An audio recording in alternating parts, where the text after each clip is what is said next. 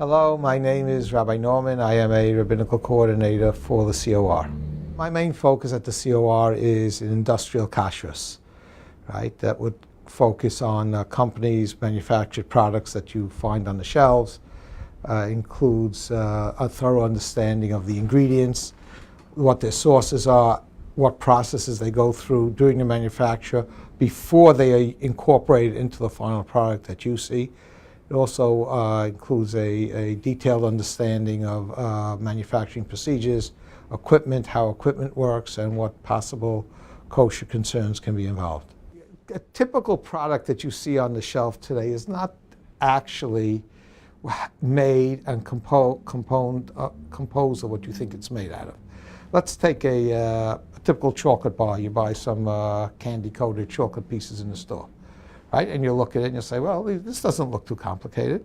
But when you start analyzing the ingredients, you realize that it's really a lot more complicated than what you think. Let's start off, like typical will start off, you look at the ingredients, it'll talk about cocoa mass, which is usually a cocoa butter or chocolate liquor, and cocoa butter, which, by the way, is parve, it's not milkix, right?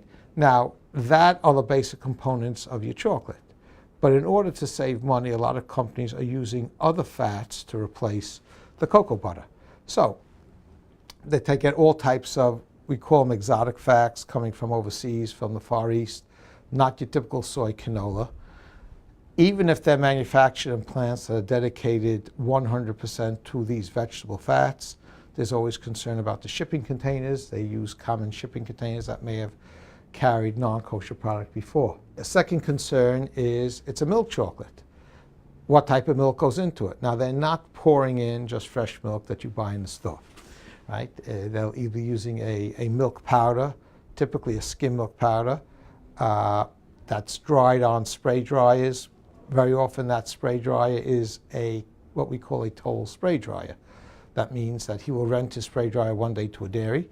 Next day or the day before, it may have been rented out to a company that produced meat bouillon, soup cubes out of meat, right? So we have a definite kashrus issue. There's very often they add something called butter oil. Butter oil is actually pure oil of butter, but that has to be boiled off, cleaned out before it becomes, and again, there's equipment issues.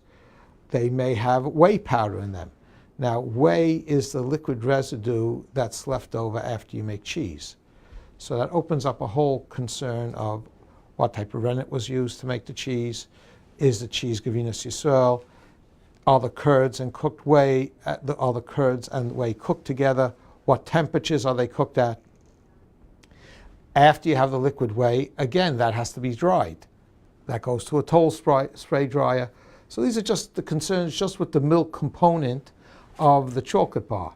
Now, we get into a whole other set of components with all the individual ingredients. Very often they'll have something called emulsifiers. Emulsifier very often start off with a hard fat, could be vegetable, could be animal.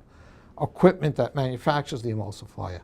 And these complexities extend to every single component you see in there. You have a flavor. Flavors can be composed of infinite number of ingredients, kosher, non-kosher, items that the public would never dream of as providing a component in a flavor are actually used in the flavor industry.